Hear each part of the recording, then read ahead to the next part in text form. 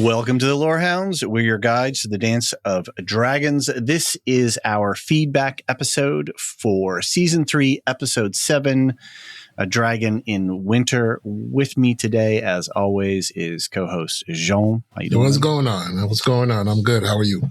Hanging in there. It's been a week. We're about ready to roll out on some family vacation time next week, and it's going to make recording the season finale interesting, but I think we'll make it work.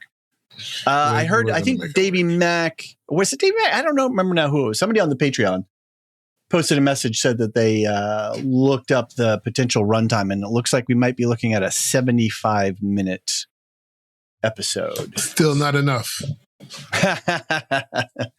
Not enough. That's not enough. That's not enough time. I'm sorry. Still not enough time. It was Ken W. Sorry, Ken. Thanks, Ken. Okay, thank you, Ken. Yeah, not enough time. Sorry. No. So that's going to be Sunday night season finale. I was thinking about this just before we got on the mic. We in the streaming, ever changing landscape of streaming worlds, us podcasters have been, grouchy at various times about season length. Oh, they compressed the season, or they didn't run the season long enough, or it was too long, whatever. And I have to say, just from a podcasting logistical standpoint, like not content or show, right? Nothing. 8 is kind of the sweet spot for coverage. Like, I don't get too tired. 10 I can do, but like 12, like doing the pit, like 16, like that was a mission. That's old school television though. 16. Yeah, it's hard, man. Yeah. That's what makes the pit different, right? Because it's like a weekly sit down 6 months worth of story that they're telling. So, and every episode was meaty, like it was just packed with stuff. And so, it was rough. That was rough, but 6 is too little, but 8's kind of the sweet spot for us podcasters. Okay. So anyway, that's going to be Sunday night. We're going to try and hopefully record Monday. Need to find some space. I have my mobile gear, so we'll be able to work it out. And then feedback that week, I really am not sure how we're going to do. We may just need to skip that and then come back around. Maybe we'll do a season recap as the feedback for 8 plus the season overall. And then I got to tap Ron over at Dungeons and Do-Rags real quick and make sure that we can hop on over there. But I think we do that the following week after that. So like even a little bit further out.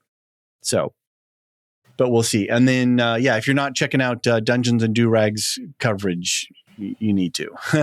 You need to. Ron's been real good about posting episodes in the Discord as well. But check the show notes, and you should be able to get a link to their show. They're on YouTube as well. Yeah, my brother's is out of control, man. It's a good time. It's a good time for all. Absolutely. If you want to get us feedback, it's hotd@thelorehounds.com. And of course, we have the community Discord where there's lots of conversation happening over there. We can take messages by email. A few folks post things on Patreon. Nancy, our hand of the pod, does an amazing job of sifting through all of this stuff and putting together this really great document for us so that we can just follow that along. And of course, we are independent podcasters. So if subscriptions are something that work for you and you feel like you want to throw us a couple of bucks, we'd really love your support. It's a crazy mixed up world out there. So we do not begrudge anyone, given their personal circumstances. But if you got the wherewithal and you feel like you want to show the love a little bit, check us out. We would love to have your support. Because we all do this on we all have day jobs basically. And so we all do this on the side. So it helps cover our costs. But, we want to make sure that folks are taken care of. Jean puts in a lot of time. Alicia puts in a lot of time. Like we all dedicate some effort. So it's helpful when our spouses are like, what are you doing over there for so long? It's like, dragons. Yeah, exactly. Talking dragons.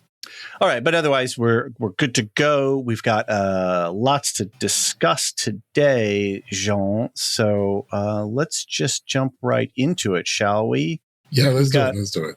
A nice chunky email from Josh Liu here. Thank you, Josh. Thank you, Josh. You want to grab this one real quick off the top?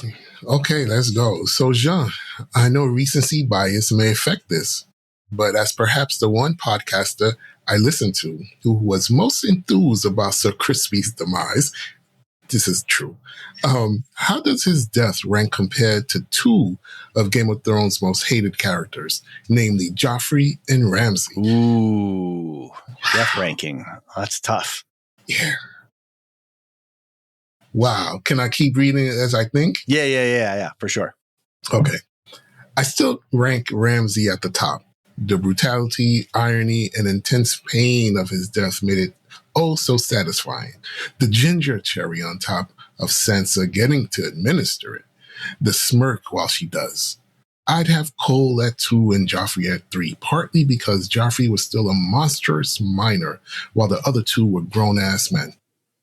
David, I regret to inform you that Sir Criston will, alas, not be forgotten in the Westeros history, even beyond his prominent role in Fire and Blood.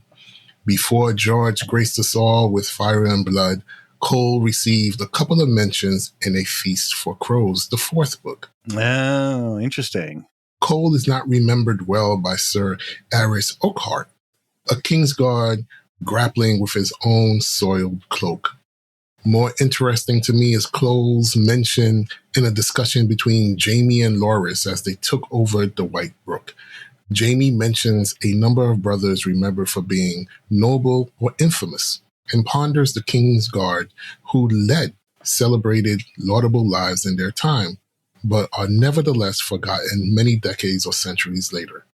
Christian is the last brother Jaime brings up, and what's interesting to me is he describes Cole the way George would later describe Daemon, as a bit of both good and bad.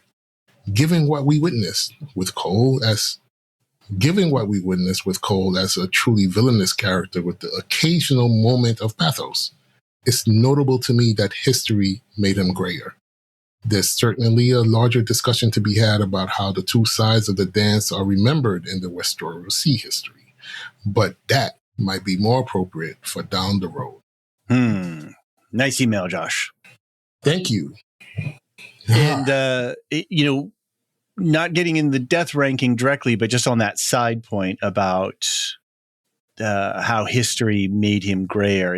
That's I think, a very salient point as we look at history. We think about who's telling the history from what side.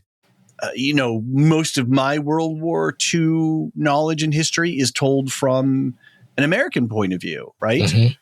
Well, there's dozens and dozens of other countries who all have points of view on that war, and I know nothing about those. So who's villainous, who's heroic, this battle, and, regardless of whoever won or lost the war, it just goes to that point of who's telling the history and how are they interpreting it? And are you, as a reader of that history or a student of that history, or, getting that, however you're receiving it, do you have access to multiple points of view so that you can make up your own mind sort of about it and weigh evidence? But sadly, most of us don't have the time to do that in our days. We're just trying to get through, paying the bills and whatnot. But I think of there's a lot of historically oriented folks in our community, and I think of all of them and the kind of work that they do every day to sort of keep the pressure bubble from collapsing and crushing history and simplifying it, because we do want simple stories as human beings, right? It's just easier. Oh, good, bad. Oh, easy. Now I can just go about my day. But to keep that nuance and that complexity and that, longer, what's the way I want to say? Like there's more than just a moment in time, right? But an incident in history is connected forwards and backwards of it, and keeping all of that relevant and alive and accessible is really a hard job, especially in a fast-paced, social media-oriented culture like ours right now. So anyway, I guess that's a hats off to all historians out there. I'm gonna have to say recency has made my choice for me. All right. I really feel Cole's death in a way that I didn't feel Ramsay. Ramsay was depraved. He was just sick, monstrous. Utterly, yes, all of that. But there's something with Cole that his evilness to me was more insidious and more just something that is worse in a way, because Ramsay, you can see it up front. Cole, you had to know him to see it. And the arrogance and the ego and just the entire time thinking of glory for himself, wrapped in this sort of, I'm a hero type of, belief system. Like he's the hero of the story. Ramsay never thought that. Ramsay didn't give a fuck, right? He didn't care if you saw him as a hero or not. He just wanted power. Very two-dimensional. Over you, yes. Both Joffrey and Ramsay were very two-dimensional. Both of them, absolute. But I think Cole, because of the way that he saw himself and how that impacted what we saw on screen, really his death was more satisfying for me. And Cole had opportunity to course correct. And at times was even like, oh, maybe I shouldn't be doing this. And he had moments of doubt and self-reflection and opportunity. And he came from a humble beginning, hardworking, worked his way up, right? He's in a class-oriented society. He was a guy that sort of climbed his way up a little bit. And to be the head of the Kingsguard, that's a big deal. Right. Yeah. And he, through his, his skill at arms and, whatever administrative abilities that we never saw, obviously, but like he, in some ways, was able to credibly occupy that role. And so his moral depravities came over time, right? Yes. And he had opportunity to, whereas just Joffrey and Ramsay, they were just evil right out the gate, right? They were just like, Yeah, and to your point, he rose and was able to not only become, head of the Kings, but he also became, the hand. Yeah, that's right. That too. So, but there was just something about his. The way that he was evil was different for me than Ramsay and Joffrey.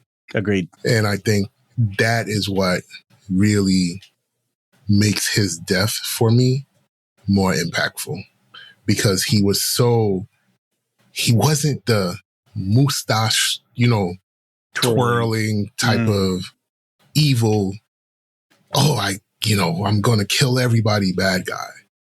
But Cackling. He was a bad guy. Yeah. Right. Like we saw Ramsay and Joffrey do, So, I think his death for me, much more impactful. Fair enough. That works.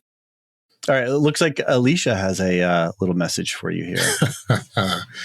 For Jean, now that you got your wish with Sir Christian Hole in the Face, a game of hug, kick rocks, head on a pike. Oh my gosh, this is this what I engender from the community? Which one gets which? Judge Robert Sims from Silo, the vampire Ormond from Interview with the Vampire Season 2, or Armand Linez de la Caire. Wow. Oh, I get that. This is FMK, right? Yeah. Yes. This is. Yes. I got it now. Who gets a hug? Who gets the kick rocks? And who gets their head on a pike? Interesting. Wow. This is tough, Alicia. This is tough. I can't believe you've given me this conundrum. Oh my God. I hate all of them. Why are you? Oh, no one gets a hug. There are no hugs to be had. There are no hugs. I refuse. So right off the bat, you reject the premises. The game is done. There are no hugs. No one gets a hug. Sims and Ormond can kick rocks. And Ormond can get his head on a pike. Ooh, wow. There it is. So the vampire and the Judge Robert Sims, vampire Ormond, kick rocks. Ormond, head on a pike. Wow. All right. There you had it. Good one, Alicia. I love her mind is so creative. She always comes up with these like cool little things like that. I was reading this email. I was like, wait, it took me a minute to get it, but now I get it. That's all. Gosh, put me in a bind. Oh, man, yeah, you're getting challenged. You're getting stressed. All right, Ken's Poetry Quarter. Ken writes in an email, Scarface, Aegon, and his dragons rise as all around crumbles. There's nothing like a good pint to make a man turn against his frenemies. The finale is shaping up to be a cracker. Will Daemon take his pleas and sorries out on the greens? Will Aegon get his revenge on his brother? Helena looking like the winner in all this. And for Jean, nothing beats a head on a funny-shaped sword. David will tell me the name. Well, what I guess is it's Ormond is the name then, huh? There you go. All right. Thanks, Ken. Good email again. What do we got here? Green and black lines blurring. Blurred lines, Jean. What do we got? We have Davy Mack on the Discord. Fracturing is occurring and it's not a clear green versus black anymore. What do you think? Yeah, and what does Eon have? He's got a follow-up and there. And then Eon, also on the Discord, something I found interesting about Aegon in the discussion around him is that he still gets lumped in as Team Green, like Sunfire is a Team Green dragon, but he's not. He wants to kill Aemon. Either Team Green rallies around him or Aemon, but they aren't both part of Team Green. This whole topic is interesting. I think we kind of grazed it. We kind of touched on it briefly in the main episode last week, but yeah, like Ormond is out for his own now. Aegon is sort of a loose player on the field. Both Aegon and Aemond are, out for their owns, if we think about it that way, for their own ends. Team Black is holding it together, but yeah, Green is really fractured. And then you have, even within Ormond's camp, you have some internal dissension with G-Wayne and Ormond's, or Daeron. So, yeah, this is, we got some lines blurring here. And I think next week, with the Battle of Tumbleton, assuming that's what we got. I mean, they keep pointing us in the direction. And I think, they've even said, season-wise, that there's at least one more big battle. So, I think it's interesting that the one person that we've seen and we know for a fact is not on the team that we thought they were on right now is only Ulf. Ulf is on Team Ulf. Right. Is that what you're saying? He's on Team Ulf and he's already betrayed the Black. Right. Everyone else, even Aemon and Aegon, whatever their rivalries are, I can't at this point say they've betrayed the Greens. The only real fracture that I see right now is Ulf. Interesting. Okay, so Ormond, Aemond, and Aegon, even though they're all, none of them know that the other are alive. Yes. And So they're all pulling in their own direction, which is Team Green. Now, who knows what'll happen if they all three of them got together and had a little conference, how that would shape out. But they're all still pulling in a particular green-oriented direction. Against Team Black. Right. And Black is holding it together. With a major turncoat.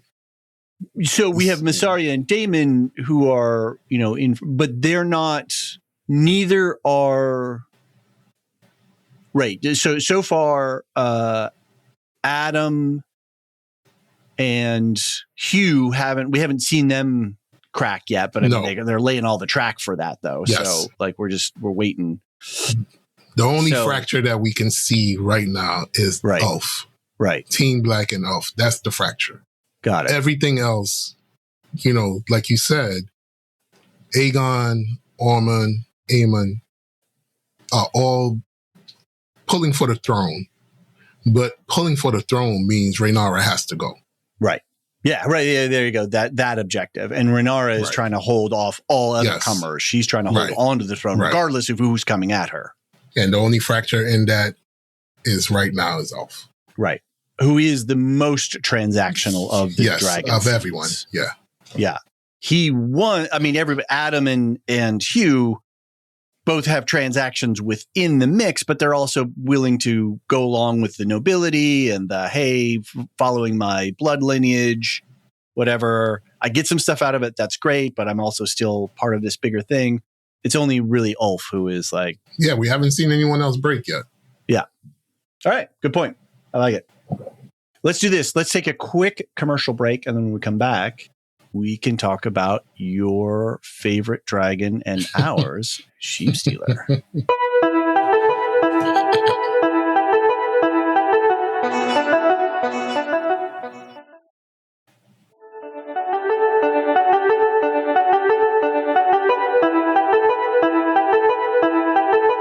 And we're back. Justice for Sheepstealer. Alicia starts off, the real Nettles would never leave Sheepy like that. So that's her only comment on this topic. So we'll just leave it at that. Obviously, in the book, there's a whole other subplot around Nettles, and we've been watching them do something with that storyline. And Rhaena, we don't want to spoil anything too much. But it seems like they are chopping and changing and bending and twisting, and it's not coherent. Yeah, it's all not working. Right. Unfortunately, at least for me, it's all not working. It may be working for others, but it's not working on me. Nate on the Discord says, "No body, no death." Agreed. That's clear, and we saw him running off. Alyssa of the Brown Aja, I wanted Sheepy to live. They should have just forgiven Rhaena immediately. Now that they know it's her, and let her keep Sheepy. Did think it was cute how Caraxes made sure Daemon was okay after he fell off. That was nice. Sort of came up and... I really love how they showed the bond between even shitty dragon riders and their dragons. Even the dragon riders who are, should not have dragons because they make dragons do terrible, horrible things. They lead them down terrible paths. I'm looking at the Burnt King specifically when I say these things. But yeah, I just really like how they showed the bond that dragons and dragon riders share in this episode. Yeah, that is one thing that's working on the show. And not I don't know how in the book you would show that in this kind of book, right? Because this is a history told by various maesters and whatnot. This isn't like a POV narrative like we've got in the Winds of Winter, or what's the Game of the Song of Ice and Fire books, right? Where we can really get into somebody's psychology. So it's, I think, from a show invention kind of stuff. Hey, how are we going to work this out? It's working. This aspect is working out really well. Very satisfying, very enjoyable. Looks like Aya Sedai and Kiko Abani have a couple of messages. You want to read those? Yeah. So Aya Sedai says, I yelled at the TV. Why would you throw away another dragon? Why wouldn't you use him? Good point. Very good point. And then from Kiko, we get, Sheepy ain't dead. He didn't deserve that smoke. Agreed. He was just minding his business. And here comes these white-haired megalomaniacs thinking he can be a tool. And when he didn't act like a weapon to be wielded for their sake, the gang stomped him. If there's a 3 versus 1 fight at the God's Eye, Sheepy is coming for Caraxes. Truth. Dude, yes. All of that. Yeah, that's still, I think, is this little fight like one of the highlights of the season? I mean, we'll have to see what happens at the end. Oh, absolutely. I think this was a really good, because like I said on the main app, the fight choreography, the camera direction, the CGI, all that worked. But what I think made it more interesting was the character work. The fight was an extension of the characters, of the personalities and temperaments of the dragons. Everything that happened in it made sense from the point of view of that dragon taking that action, that rider taking that action. It was really cohesive and made sense from that standpoint. So yeah. All right, let's talk a little bit about Helena, Sympathy for the Dreamer. Julia S. messaged us on Patreon. It's just my lived experience, but being autistic is so similar to everything said about Helena seeing truth and being constantly misunderstood and disregarded because there's a lack of what those around her consider what would be adult. It's so good to hear Dave and Jean give Helena respect and dignity. Thanks, Thank Julia. you, Julia. That's a really interesting perspective. I hadn't thought about it in quite that way. And it's nice that Julia can see a little something of her lived experience. I mean, that's why we come to these shows, right? That's why we spend all this time on podcasts and talk and hang out and, have all these conversations on the Discord and stuff like that, because the way that narrative fiction operates and what it tells us about the real world and ourselves is this sort of mirror and this transposition of our interior lives to an exterior form. So that's really interesting that Julia connects in this way. And it gives me an interesting perspective on people who are diagnosed with autism. We've got some stuff going on in our family around that as well. And so I'm still learning about it and how it works. And it's amazing, man. You go into schools these days, at least in our school district, and the amount of like, oh, your kid has got this and my kid's got that. And we're like, it's like, oh my God, like, you think about how, at least, Jean, when you and I went through, they were just cranking the handle and just trying to get us through school, right? They just were like, we were on a conveyor belt, like move us along. And that kid's this and that kid's that, whatever. Nobody was thinking about these things. But now that we have these abilities to diagnose and bring distinction to these types of different ways that our brains are set up and operate, the more that we can accommodate and support, and it's a whole different world right now, and it's really kind of great that we are able to bring more awareness to this and more operability, and having a character like this on screen, or we had some characters in the pit as well, where we can identify and see, oh, this is what's going on for this person. Now I can understand, I can empathize and support in different ways. So cool. Thoughts? Anything you wanted to add? No, I think it's a great point to see how she's being treated. Like, the things she says are so profound, but people don't listen to her. She has really insightful thoughts, and they infantilize her. Yes, they do. They don't see her as an adult. as Julia has just said, Well, even as an adult what's an adult versus a child? Somebody who can run, operate a complex, heavy machinery versus, somebody draw pictures.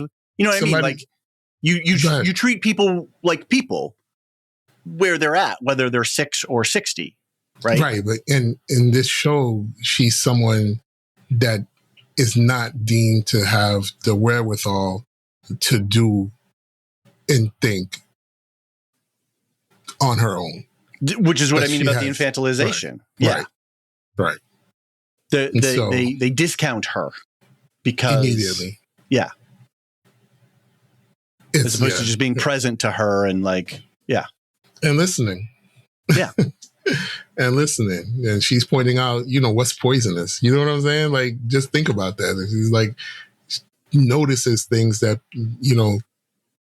people don't notice. She has this breadth of knowledge that people don't have and gets put on the back burner or not even, seen at all. Well, Allison then is able to use that flower to poison her others. Right. She recalled it. The knowledge that she gained from her. Oh man, these people daughter. are just terrible. This is such a terrible world. It is dark, man. It's grim dark. Yeah. Rocky Zim says, Helena is a great character and sad. I feel for her. I think this show is showing how power can really ruin lives of people who want nothing to do with it. Helena and Sheepstealer want to be free, and they get dragged into the struggle and end up destroyed. Yeah. Yeah. Yeah. For no fault of their own, right? Just because they happen to be part of this royal family. Yeah. And I think it's Sheepy and Helena are the most prime examples that we have. But I'm sure in this world there are plenty of people like that. You know what I mean? Mm-hmm. We just happen to be following the worst of the worst in the story. It's true. It is true. All right. You want to pick up Maureen and Kiko's comments? Absolutely. Maybe, Helena, the dream was foreshadowing the scene with Aegon at the end. Oh, maybe she's seeing far off in the future with Daenerys, since she also saw that winter is coming. Being a dreamer doesn't seem much fun. Another woman with a power she can't control. Kiko, it's never wise to interpret dragon dreams because they will always be misinterpreted. There you go. I mean, that's what you said. Like, dreams are meant to be misinterpreted, right? I didn't meant to be dreams or Not dreams, meant, but dreams, right? And then we come along, and our brains want to make meaning and find pattern from those dreams. Right. That's what we want to do with everything. That's why, there's this weird shape and it looks like a face or whatever, right? Because our brains are trying to find eyes and face and teeth. And is that thing a threat at a very number one, eyes on something? Is that thing going to eat me or not? Like, our brains are just doing that regardless. And then we're like, okay, where's the face? Where's the mouth? Okay, what's it doing? Is this is all going on. And then we're like, oh, can I eat this? Did I see this last winter? Whatever. Our brains are processing all of this information of what are we seeing in the world, from patterns to repeatable patterns. Can I repeat this pattern? Is this a new pattern? And then so when we come along with something crazy like a dream, we're just like, oh, what does it mean? Well, we're the ones that are applying the meaning to it, right? This, whatever she's plugged into, whatever dreamers are plugged into, whatever time-space continuum thing, right? We're getting these echoes from the past, from the future, but it's out of context, right? We don't have any context to interpret it. Towards it, right. So then we don't know. So then the meaning comes from the point of view of the person doing the interpretation. And then what's your motivation? What's my motivation? What's your bias? What's my bias, right? That's going to influence it. And then, So, I guess they are kind of meant to be misinterpreted. Right. And to Maureen B's, comment about another woman with a power she can't control. I wonder if Helena, mother and father were both Targaryen, would she have been raised to try to understand more about her dreams? Because I think a Hightower with their religious views would totally, as we see Alicent, dismiss and not encourage and not seek to find a way to empower someone who dreams. Or, oh, these are the gods, right? Oh, this is a dream from the stranger. This is a dream from the smith or something. Like, again, it depends on the context in which you're coming out of. And then how you're, hey, mom, I had this weird dream. Oh, really? Right. Blah, blah, blah, blah, blah. Oh, that's weird. You shouldn't talk. Never tell anybody about these dreams that you've been having. Exactly. Oh, okay. Whereas, if both of her parents were Targaryen, maybe they would have explored that because they are not beholden to this religion. Right. That the Hightowers are. Speaking of dreams, we're going to have another movie later this year where dreams are, part of the thing and prescience of the future speaking through the dreams with Dune 3, right? Paul Muad'Dib was very famously, right? He had all these dreams before he, spoilers, drank the water of life. Sorry to spoil that for you.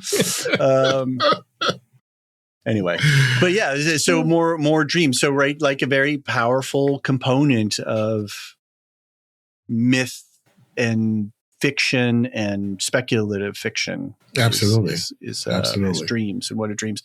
I think in the Odyssey even don't they see, right? They try to go to somebody to, get the future interpreted. Yes. So I think in like the Oracle at Delphi and all that kind of stuff. Hopefully Marilyn's ears are perking up right now. Dreams have always been ripe for interpretation 100%. By so many different cultures, mine included. The non-American part of mine, actually. Right. So it's it's so interesting to think about how she would be different if not for the Hightower influence in her life. And then we take that Targaryen line back, and with the Doom of Valyria, where there's a validity applied to dreamers because, dreamer foresaw the doom, we got out, and then we became rulers. We were just another family. Dream. We followed the dream. That's right. And so now, dreams are important. Listen to dreamers, right? Right. Which is an interesting thing then, too, when we think about Viserys, who lived in a dream, but he was not a dreamer, right? He was in the prophetic sense, but he was living in a world of his own he was living in his own interior world and trying to minimize his engagement with the exterior world. Right. And ruled more as a burden than as a divine right and something that he really leaned into. So, yeah, you could accuse him of being a little bit of a half-assed king, so to speak. Something. Speaking of half-assed kings, or half-faced kings, let's talk about Aegon. You want to pick up Kiko's comment? Yeah, this is from Kiko. Again, Kiko's busy on the Discord. On Discord, and I love it. Aegon had a genuine moment of triumph, personally and as a king, which I think is fair. While he certainly deserves a lot of hate, I think never wanting that crown and needing to be dragged and manipulated to it when he knows he sucks earned some empathy points from me. Wow. It's funny you reading this too. I wonder if they are drawing a comparison that Aegon seemed to be gaining self-awareness without his dragon and would have died trying to be brave. But the return of Sunfire corrupts what would have been a turning point. That's an interesting take. I like that. Because he had no knowledge that Sunfire was about to stomp out. And he turned around and he was like, oh, Sunfire's here. Yeah, Dracarys. Yeah, no.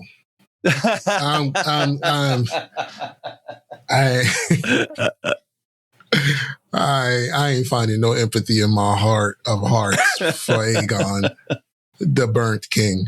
I ain't no. You can't make me feel for this guy. I'm sorry. He's terrible as a person. He's been terrible as a person. This journey that he went on, I'm not blaming a dragon for him Dracarysing everybody in sight. He did that with such glee and such flair and such happiness in his heart to finally be back in power, to finally show you who I am and who you are in that moment. That moment of triumph. It was triumph. It was triumph to me to show you the rightful order of things. And yeah, I can't find any sympathy or empathy for Aegon. Fair enough. Maureen says, I like how Aegon and Sunfire have matching scars. Sunfire that is dope. Is the only being Aegon really loved and who loves him. And Davy Mack followed up, back when Aegon found Sunfire, sure, I'd hate it if the dragon came back, but actually I didn't mind it too much. Sunfire's face basically matching Aegon's face, which brought me back around, and the theme around both coming back to life. So yes, and then I think there were some other comments in the Discord about people's pets, that looking, how a pet and a pet owner will start to merge their looks and sort of mirror each other in some cases. So that's pretty funny. But this is interesting too, what Davey Mack says here, that both of them have this coming back to life moment. Sunfire comes back to life. Aegon comes back to life, right? He was prepared to die. He was in a death pose, right? Ready to be, have his head cut off. And they both sort of resurrect in that moment. So interesting. Let's talk a little bit about, I said good stuff. Good stuff there. Let's talk a little bit about Larys, the deserter. Eon says, on Larys, something I've been wondering since the beginning of the season, and it came to a head this episode with him abandoning Aegon. If he's all about survival, why throw in his lot with Aegon in the first place? He was still Master of Whisperers under Aemond, wasn't he? I think he was, but I think Aemond didn't like him. And I think maybe he would have had an increasingly difficult time operating under Aemond, who can be erratic. And I don't think Larys would have stuck around. How long before he got fired? I agree. Go ahead. No, finish. Go ahead. No, I agree with you. I think Larys recognized that Aemond would not be as pliable as Aegon. Mm-hmm. Or receptive to his wiles. Sure. Right? Yeah, well, he saw that immediately. Aegon was like, oh, yeah, you're trying to manipulate me, and I'm not going to let that happen. Aemon would... Yeah, Larys made the calculation, and I think it's the right calculation, that Aemon is not going to fall for his tricks. And even if Larys was playing it straight and just sort of being a loyal subject or whatever, the Master of Whisperers, that what you're doing, you need somebody who's receptive to what you're saying. And who would Aemon be most receptive to? Not the Master of Whisperers. Not someone who looks like Aemon. Mm-hmm. I mean, excuse me, not someone who looks like Larys. Right. Little ableist there, right? Yeah. Yeah, he would be like, oh, this guy's a cripple on my whatever. Yeah, this is not that for me. And he's a man. Yeah. All right. So that's not going to work for Aemon. And I think Larys recognized that. Real quick. Yeah. All right. Let's carry on with Ormond's plans within plans. You want to lead us off with Alyssa's? Ormond is like playing 12D chess with everyone. He's a very effective puppet master of so many people. Fuck you, Ormond, and what you're doing to Corlys. You gotta say that with your chest, David. You gotta say that with man. I'm still. You gotta stand 10 toes down. Say it with your chest when it comes to Ormond. Fuck you, Ormond. I'll have a coughing fit again, and I'll be out for the next 5 minutes. And what you're doing to Corlys, and you sent Alan his finger. And what is your game with making Corlys eat dinner with you while you monologue about animal fat and wanting to be a vegetarian and then insulting his dead wife? Yeah, like what was the like? Because the moment he brought up Rhaenys's once Rhaenys was on his lips, it was just like, no, dude, no. Yeah.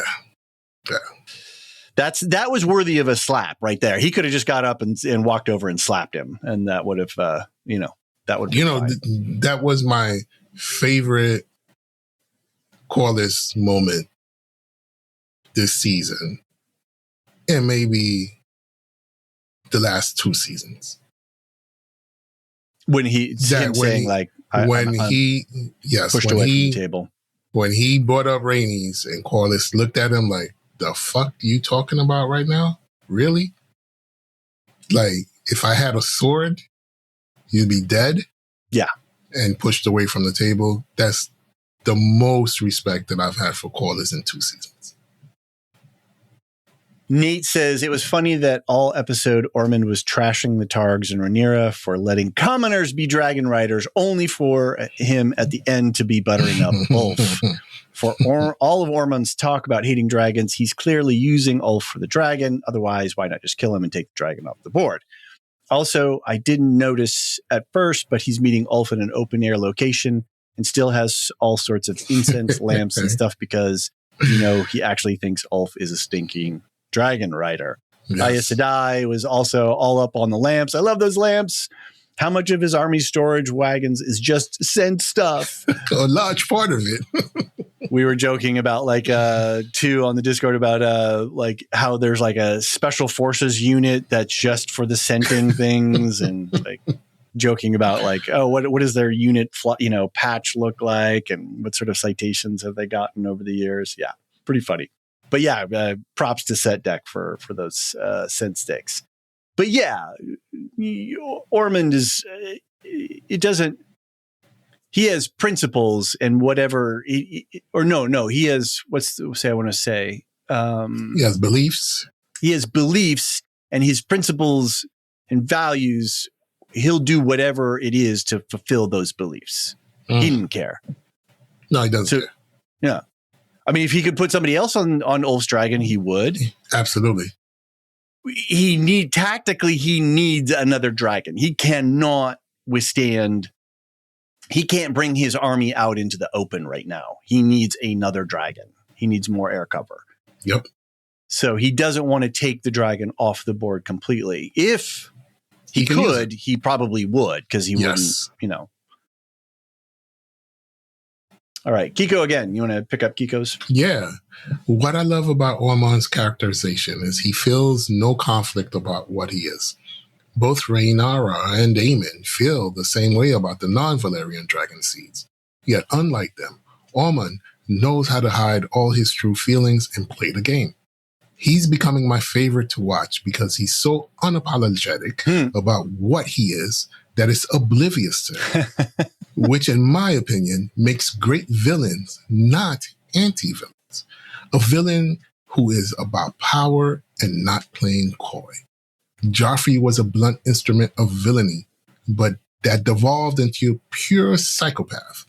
To me, the best villains are crazy, but also entirely too effective in their madness. Yeah, I gotta agree. He knows who he is, and he's about it. You just said, he's going to do whatever he has to do to reach his goals and objectives. And he's going to use whoever he has to use, and he's going to have to put away his, stated beliefs and hatred of, dragons and dragon riders if those can be swayed to his side and used to his advantage. And this goes to the who was the big purple Smurf dude that was the bad guy in Avengers? Smurf? I threw that one in. I was just saying big purple guy. But then I thought I'd throw in Smurf and like get a rise out of you. Are you talking about Thanos? Yeah, I'm talking about Thanos. Man. It's all right. I'm playing. I was giving you. Call my guy the Smurf? I knew I'd get a little reaction. Yeah. Anyway, Thanos. That's I think the idea of Thanos brought forward to a new generation of story, people interested in story, of the idea of the bad guy who has a clear motivation and who has good intentions. Who has an intention, good intention, whatever, has an intention, believes in the validity of that intention. And especially if it's like, hey, this is for the good of, even more effective, better than just the mustache twirling or, a giant flaming eye. I mean, I'm not knocking Tolkien or anything like that, but, Sauron has a very interesting set of intentions, but he's still a bit of a mustache twirler, right? He just goes about it in a very crafty way. Where Thanos is actually interesting. He's like, yo, man, our galaxy's out of balance. And, this is how I've got power. I have agency. I'm going to do what I think is right to do that. Even sacrifice people I may love. Yeah.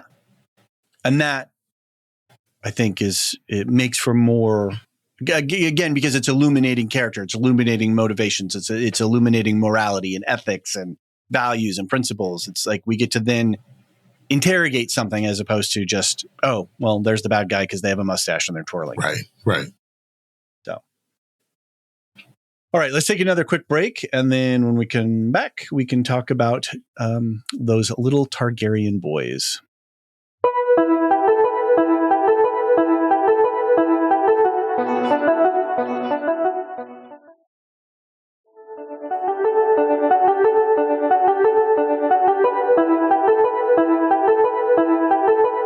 And we're back. Targaryen boys will be Targaryen boys. You want to pick up Alicia's message here? I'm so sorry to Ryan Condal, who probably didn't realize his shocking mother-son incest storyline was going to come out right after the vampire Lestat.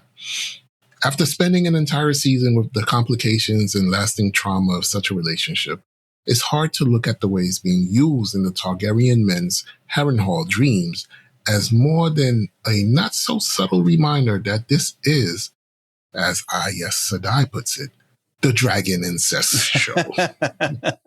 It's true.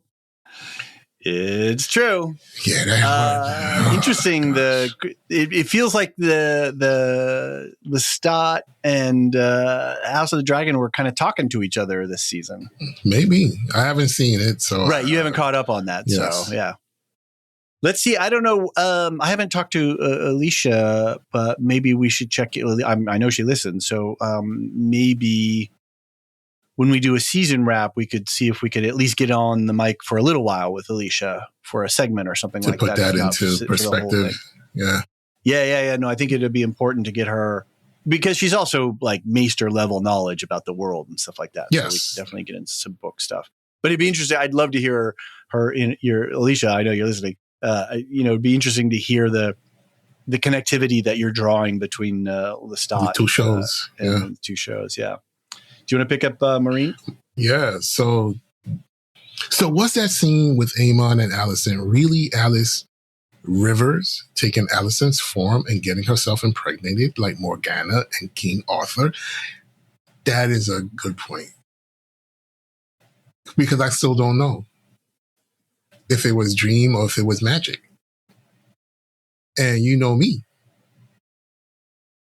I'm saying it was magic.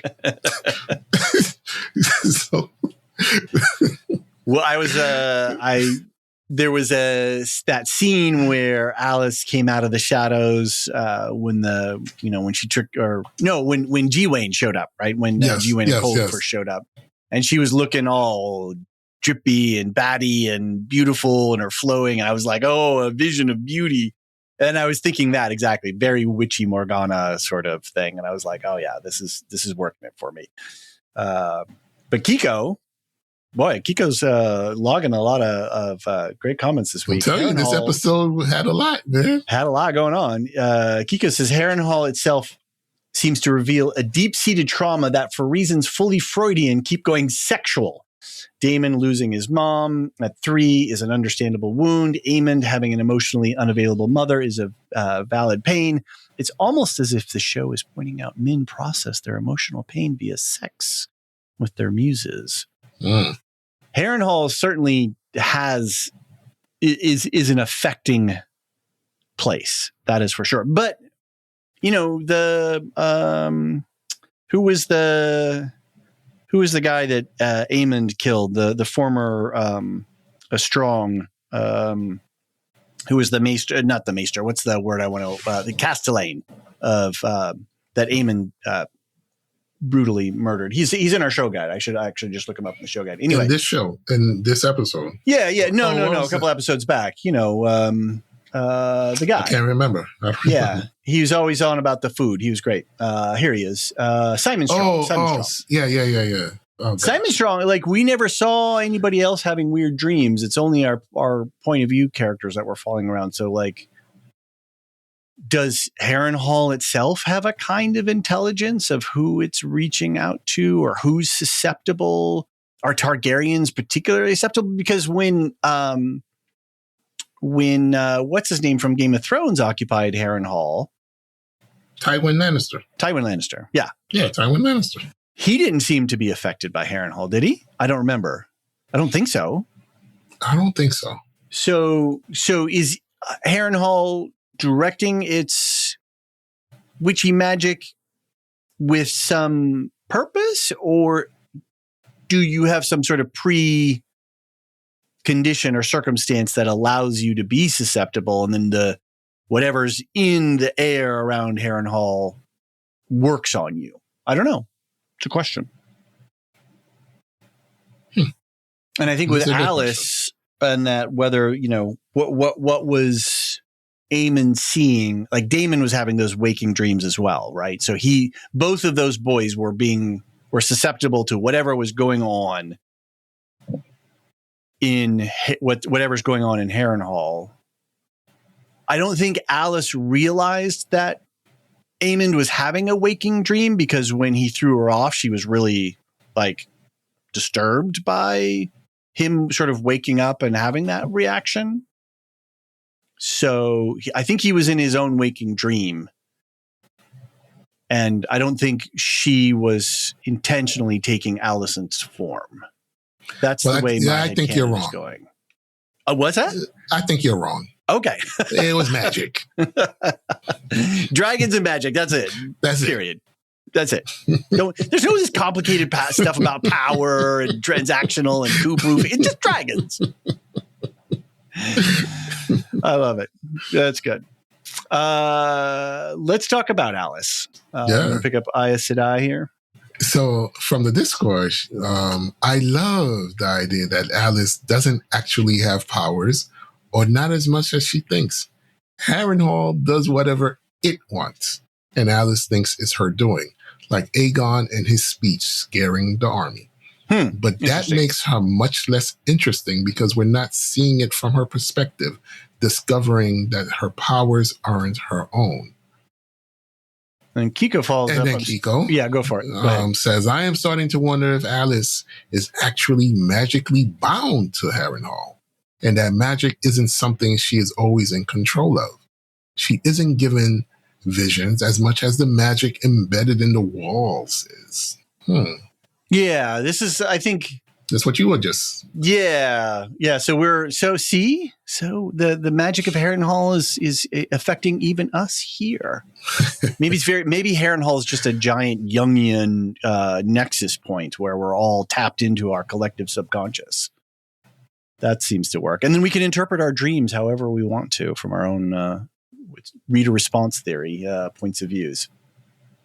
Alicent the Manipulator, Aes Sedai says, Alicent can't but manipulate her children. Knew self, King's Landing, and the perils of ruling well enough to send Daron away, but with her other children, it appears that she has no recourse left but manipulation. But once again, she is the most sympathetic character to me because this is all just tragic result of her having been manipulated by her dad. Thoughts? Yeah, I don't find Alicent sympathetic at all. Do you rate her? Who's lower on the moral scale, Alicent or Kristen Cole? Who's lower? Yeah, like who's worse? Like who's like who's worse? Alicent or Kristen? Because Alicent had off ramps as well. There is no worse than Christian. 2 to the guts, 1 in the face, Cole. There is no lower than that. Maybe Ormond. All right. But right now, no. But is Alicent down there? No. Is she down in that? Wow. I don't think she's down there. I just begrudge her because she's a terrible parent. Mm-hmm. The show, like I've said before, full of terrible fathers and mothers. Yeah. And if she wasn't the parent that she is, maybe I would have some sort of empathy for her. But because of what she has inflicted on her children, I cannot. And and I do understand that hurt people. I get that. But when do you start to actually try to make amends to the people that you've hurt? And she's kind of trying to do something by ushering Rhaenyra, like when she realized that she misinterpreted Viserys's words, she made choices about getting Rhaenyra to get into the castle with as little bloodshed as possible. She's been giving her Rhaenyra intelligence and trying to help her in some ways, but still being very self-protective about it. Yes. So yeah, she's in a tough spot. And yeah, it does go back to her dad manipulating her. It does. And once she's on that ride, once you're in the mix on the Game of Thrones, you can't get off unless you take the black. Like that's the only safe way out of being out of the line of power or going to Bravos or something, right? Like you have to get off the continent because otherwise everyone else sees you as a player and they're going to involve you in their schemes and take manipulations. You out. Yeah. And machinations. Yeah. Speaking of manipulations and machinations, what is Mysaria's game? Oh, gosh. Abby drops in on the Discord, Maester Abby. I notice how Mysaria, whatever her goals might be, does the same to Rhaenyra as she did with Daemon, stroking their egos, 2 sides of the same coin in more than one way. Madame Sylvie called her out, and maybe Mysaria decided that, yeah, being a whore is what I'm good at, not this whisperer thing. Thoughts? I think her being with Rhaenyra is a way to try to further augment and cement her role as Master of Whisperers. Because she's only whispering to one person.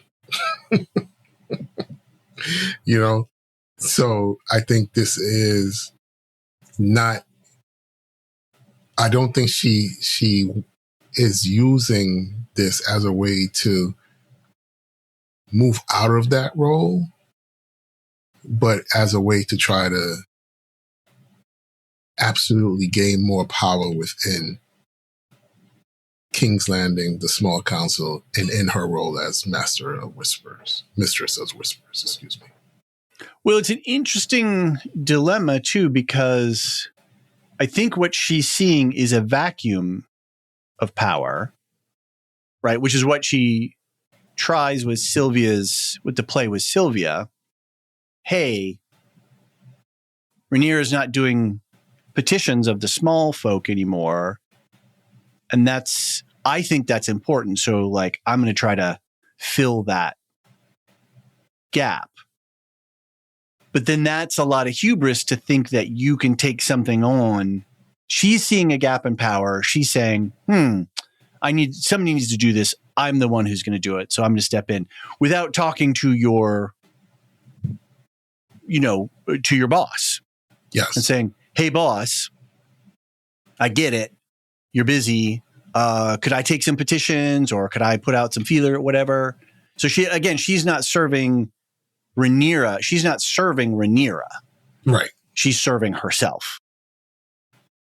So yeah, that's her game.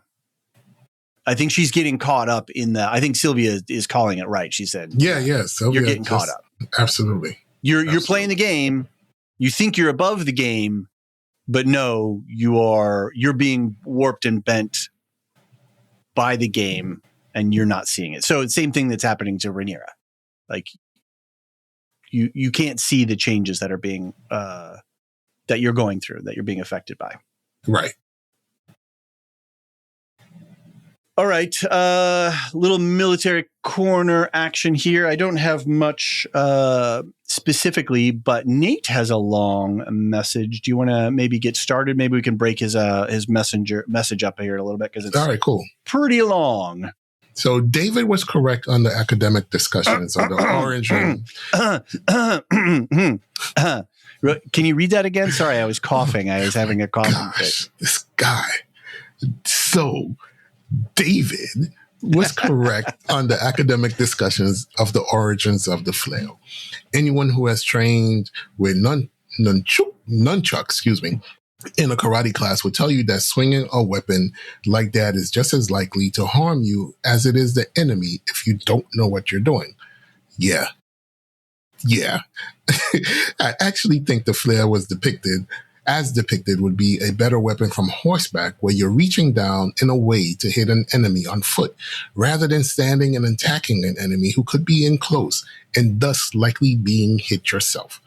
Either way, I choose another weapon. What do you think? Would you choose the flail? I think I made several garage special sets of nunchucks in my middle school, early high school years. Yeah, that was a dumb thing to do. Yeah, no, not a good weapon. So you choose another weapon is what you're saying. Yeah, for sure. Okay. For sure. Right. Yeah, no, it's it very easily to get yourself in a lot of trouble really fast. So that big spiky ball on a chain, yeah, pretty tough in a really complex environment, like a muddy battlefield where there are lots of people being disemboweled and, falling all over their places and, with big pieces of armor, you swing that thing and it glances off quite, not quite the right way. And it goes in a direction you didn't expect. And then you're trying to watch your back and, pay attention to the battle. Yeah, no, it's a bad weapon. It's too much. Weapon. Okay. All right, fair. On the rules of war pretty much explains it. I'm sorry. Can you repeat that again for me, please? On the rules of war pretty much explains Look, it. I was stressed when I put all that together because I was talking about stuff I didn't know about. So to have Nate come up and say, not bad, I'll take it. I'll take it when I can get it. The idea is that war is nasty enough. There should be limitations. In the West, it originates in war being a contest amongst the nobility. To limit the violence, taking nobles prisoner for ransom became a common practice that both limited violence and made taking prisoners profitable. On the other hand, this did not apply to common foot soldiers who were not worth a ransom, so they were often not granted the same quarter. One could argue that this made war more of a game for the nobility, a dangerous one for sure, but less deadly than for the lower classes. Fast forward to the 19th century, and progress in weapons made war even more destructive. And the major powers decided they needed to agree on codified rules that resulted in the Geneva and Hague Conventions. As you know, one of those rules is that you cannot commit acts of war if you are presenting yourself as a non-combatant, civilian, medical personnel, an NGO worker, etc. but also an incapacitated, wounded, or dead or captured soldier is by definition no longer a combatant. The exception there is that a captured soldier always has the right to try to escape. And if he or she commits violence in that situation, it's not the same as knowingly being captured so that you can then attack. Or at least that's my memory. I wasn't a JAG officer. So what do you think? Did the unks from up north violate standard conduct of war in your Yeah, they did. Yeah, it was because they lured the enemy in by pretending to be non-combatants. Now, if they lured them in and then just before they wandered in and around amongst them, but if they lured them in and then jumped up and said, aha, and then everybody was like, and then they said, on guard, and then everybody drew their weapons and then started fighting, like that would have been the borderline, I think. It's the same like with big Napoleonic era ship-to-ship combat with the, big square rig sail ships, is that you could lure in an enemy under a false flag and looking like something differently. I mean, obviously this is like, the Master and Commander movies and all the Jock Albury books and all that stuff. They do this all the time. But the moment that you're about to fight, actually like trade blows, you got to strike your colors and put up your real colors so that your enemy has the opportunity to defend themselves. So before you even fire a shot, you have to fully identify that, hey, I'm not actually a wounded thing. So if I was like laying wounded and you turned your back on me and then I jumped up, haha, and stabbed you in the back, that would be an act of war. As opposed to if you were like, hey, there's some wounded guys down there that are all that dead. would be a war crime? A war crime. Sorry. Yeah. That'd be a war crime. Like if you turned around and you said, oh, that guy's dead, and you turned around and then I jumped up and I'm playing dead. You walk up, you're like, oh, David's dead. Yes. You turn around and then I jump up and I attack you from behind. That's a war crime. It's not smart business. That's the point, right? This is exactly the point. This is where do we start? Where do we draw the lines in this crazy business called war? Now, if you were like, hey, looks like some dead guys down there, let's go check it out. And then you walk up to the edge of the clearing and then I jump up and I go, ha, I'm not dead. And you're like, oh no, they're not dead. And then we all shoot at each other. Then that's fair. Yeah. I have mixed thoughts of that. Well, yeah. I mean, we're talking about, all war is bad. War is bad. Yeah, exactly. War is bad. But I still have mixed thoughts on that. Yeah.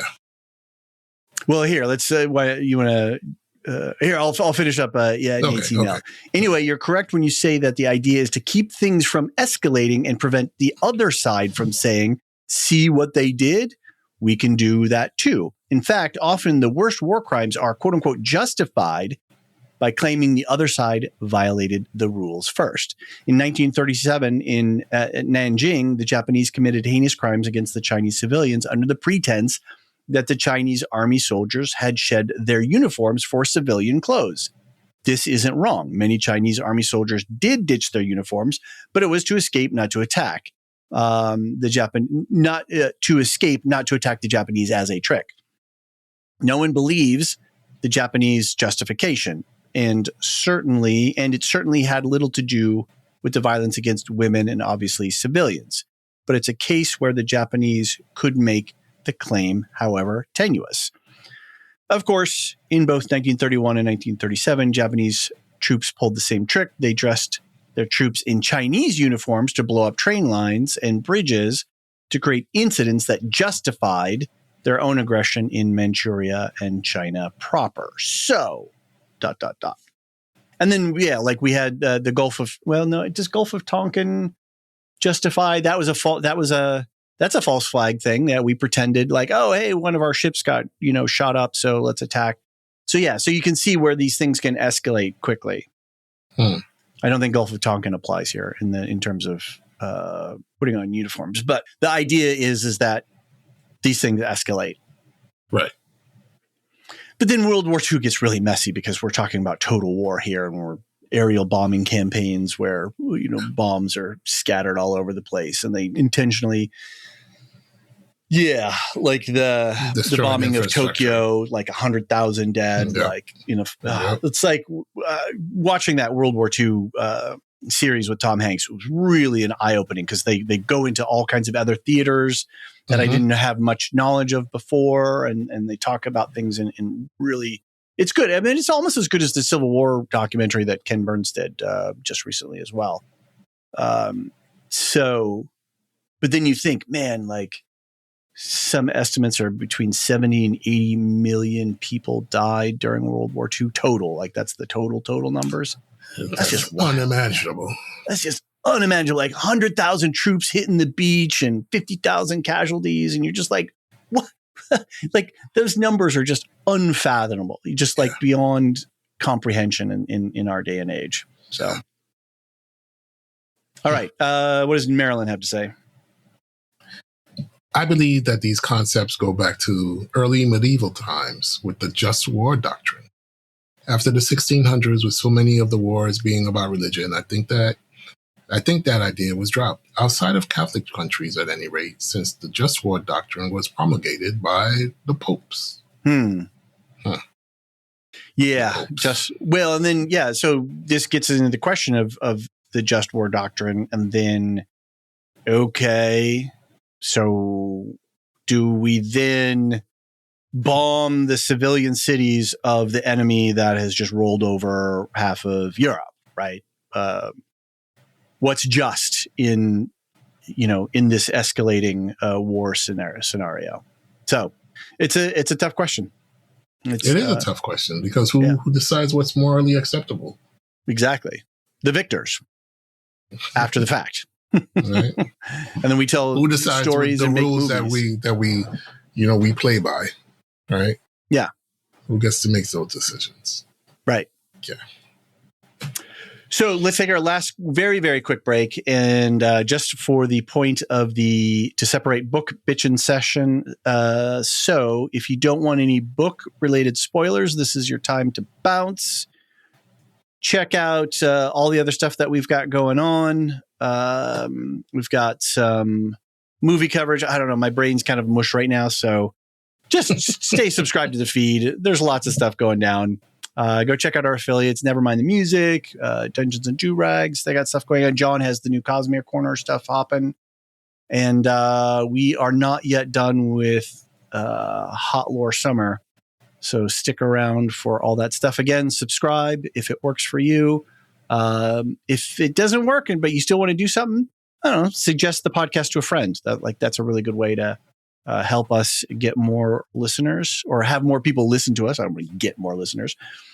Join us on the Discord. Lots of great conversations happening for all the different stuff that we've got going on. The Ted Lasso channel is starting to hop. There was season 4, episode 1. You're not a Ted Lasso guy, are you? No, I think I dropped out after season 2. Okay. I started season 3 and I couldn't get into it. Yeah, season 3 was definitely rushed, right? That was definitely one where they weren't speaking from a point of creativity. They were filling a content demand from, I think, Apple. They were like, okay. Apple was like, yeah, keep this rolling. And they're like, we're kind of out of gas. So they squeezed it out. Yeah, it felt like that. I think I watched the first 2 episodes. I will say that season 4, episode 1, not only does it recapture the magic, but it recast the show in a really credible way. And it was great. It was hilarious. My wife and I laughed out loud multiple times. We were like, here's the magic, but they're telling the story from where the story needs to be told, setting the new stakes for the. Okay. Yeah, it's great. So far, episode 1, awesome. I'll check it out. Loved it. Otherwise, we'll catch everybody next week sometime for the season finale. And let's take our break, and then we'll come back for a little book bitchin' session.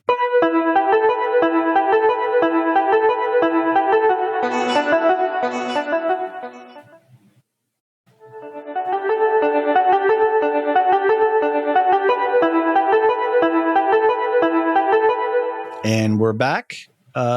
Jean, do you want to pick up with Alicia? And again, if you're still here, we're getting into spoilers, so bounce now.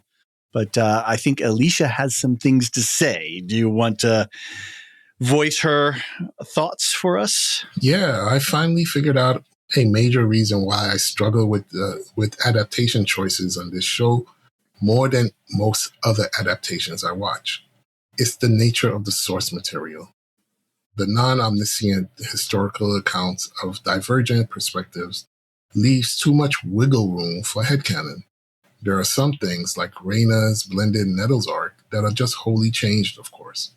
Pour out one for Rhaena's little shoulder dragon mourning, who will probably never be born. Yeah. Oh, that's a little story element that I wasn't aware of. But anyway, carry on. But there are other things, like the nature of Rhaena's relationship with Jane. A brief romance in my head from the book teasers, though most others might disagree. Or Aemon and Alice, which seems here tantamount more to another round of this show's sexual assault fixation than the warm, final coupling of Aemon's short life that I was anticipating going into this season. Thoughts? Yeah, I can't have much thoughts because there's a lot of stuff here I don't know. Feels. It's interesting because we have talked about this, book versus show on this one, and then the foundation of this show is this non-omniscient historical account. And what Alicia's laying out here is like, oh, okay, I can see her point of view here now, and I can get why, because of the nature of the foundation versus what's going on screen. I get where she's coming from. Okay. To be confronted with something else entirely, stories less built on familial or romantic love than in my very biased reading, is hitting me in a weird place. And I'm sure others read their own interpretations that may be very different from mine, but still very different from what's on screen as well. This might be a show best experienced before reading the source material. Interesting. Unless your reader headcanon happened to match Ryan Condell's. Huh. Right. That's good. Right. That's clear. Yep. I get that. This week also reminded me that I might not be as over the fact that we will never see Helena ride Dreamfire as I pretended to be. As much as I do understand that it was a financial decision, even a big dragon budget is not an infinite dragon budget. It's true. But then I was pleasantly surprised that they did make a model for Dreamfire, the prettiest and most egg-layingest dragon of them all. I guess that means she will get that big dramatic final rampage when they storm the dragon pit. I wonder if they might just skip that part, since the other 3 dragons that were there don't exist in the show at all, or are on another continent. Although Cyrax, who was also involved, of course, very much does exist. So if they do it, I guess it'll be Dreamfire and Cyrax against the fanatic mob. Oh, this is interesting. Okay, so as the non-book reader here, some things are starting to drop. So was that a prophetic, or was that a glimpse of the future that Helena was having? A vision. Was that a vision, right? We talked about vision versus dream. Right, and this is the prophecy. Right, and does that happen when? Yeah, this season next, and the idea that this season, this show, House of the Dragon, is the telling of the last of the dragons. Right, we don't have dragons after this. Yeah, after this, after season 4 is over.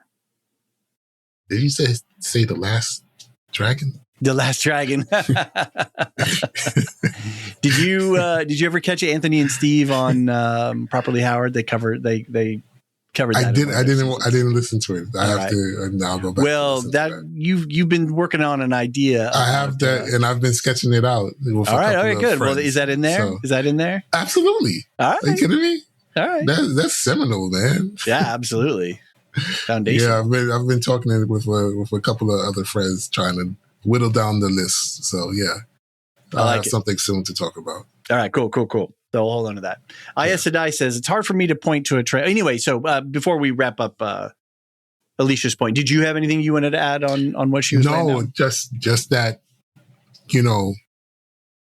because I think this point about it being how Ryan Condal sees it is very different from how everyone else might see it, is actually helpful for me with some of the decisions that I hate. Right. It's a double interpretation, right? Yeah. Because these are interpreted histories. Yeah. And then this is a modern day real world Earth Prime person interpreting this fake set of histories. There's a double layer. It's a double layer cake. Yes. It's a milfoil, right? There's so many layers of made upness here that depending on what you did in your mind reading it and how you anchored yourself through these, it's not like, oh, here's the straight text. This is what Tolkien said. And now we just got to move this scene and give this person that line, still get the same meaning. But this is so thick and deep this is the way I'm describing. This is the way I'm sort of trying to make sense in my head, is that there's all these different layers that there's not a clear, simple, oh, so-and-so said this. Isn't there. And so you as a reader are doing your interpretation even above and beyond, and Condal's doing his interpretation. And now the distance between those two interpretations is even bigger than the norm, even than Denis Villeneuve interpreting Frank Herbert for Dune, he's very clear about that. He's like, this is my point of view on this story. I can't tell the entire story. I've got to take a slice through this and then tell this slice of the story to make it coherent. And I don't know if it was in the midst of us talking about an episode, or maybe it was during our Supergirl podcast that I said that adaptations, as long as the story is a good story, right? Right. I'm not up in arms about the changes that a storyteller will make as they adapt someone else's story to screen. As long as they give me something that is worthwhile, I'm okay with it. Right. So if you make changes, but give me something that I can say, these changes worked. Like this story was a good story that you told. And if you're not doing that, that's when I have a problem with how people adapt source material. Like, since we're on Rhaena and Nettles, I have a problem with how it was done. Not that it was done, but what came because it's not a good story. Because it's not a good story. Right. She doesn't have agency. She's not going through a real arc. She's two-dimensional and really just acting as a foil for Daemon. Yes. Daemon's man pain. Yeah. And not actually having resolution for herself and under her own agency and going through her own journey. That's whole and complete. This part of the adaptation fails for me. Because it's a bad. They're telling because it's not story. A good story that they've chosen to tell. Right. Cool. Right. Aes Sedai says it's hard for me to point to a trend across Jaehaerys, Viserys, Rhaenyra, etc., because they're so different in their rule. So, what would be a through line that would make the Iron Throne a lawful evil? Oh, this is right. So this is a little out of context. Nancy just added this. So Ron over on Dungeons and Do-Rags has a theory, and I didn't listen to his short. They were talking about it on their episode about the idea of like Dungeons and Dragons character alignments, like lawful good, chaotic good, neutral good, all that stuff, lawful evil, chaotic evil, and how that relates to the throne. So we're just going to throw this out and we're just going to read this straight. But I think you need to go check out Ron's short on his point of view on the throne to make sense of this. So we'll shout it out and we'll debate it as much as we can. But because I didn't that just came out this afternoon. I wasn't able to process it all, to actually watch it and take on board what he was saying. So continuing. So this is Aes Sedai responding to Ron's point of view. So I'll start again. It's hard for me to point to a trend across Jaehaerys, Viserys, Rhaenyra because they're so different in their rules. So what would be a through line that would make the Iron Throne lawful evil? Maegor, the first Targaryen, Maegor I Targaryen, also called Maegor the Cruel, I guess that's the way I'm supposed to read that, was the third ruler to sit the Iron Throne. Horrible man, burned whatever or whomever didn't like what he was doing. Polygamy, or even then they didn't answer his royal polygamy, or even then they didn't answer his royal summons. Even when he is considered to have been murdered by the Iron Throne. He was found dead on the throne with cuts on his arms.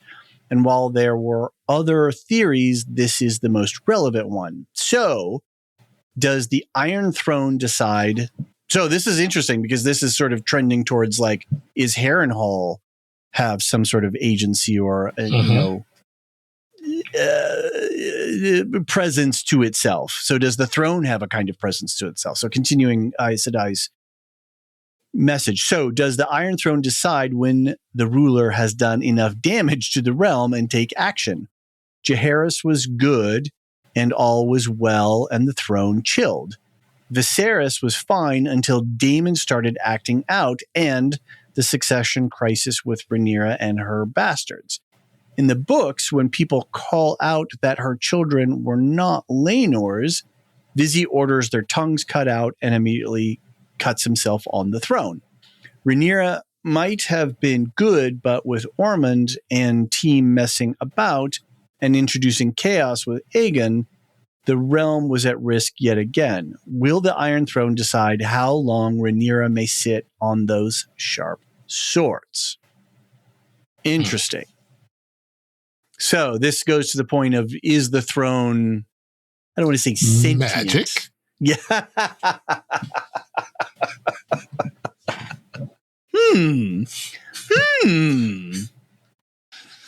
Is the throne magic, Joe? Well, I got to say yes. Fair enough. I got to say yes, yes. So when Rhaenyra started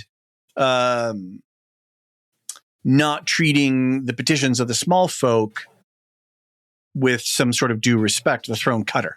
Yep. I love this. Okay. You love this theory. Yes. Right on. All right. You got to go check out Ron's thing then. You got to Yes, I'm going to listen to it. Yeah. All right. You want to pick up Josh Loop?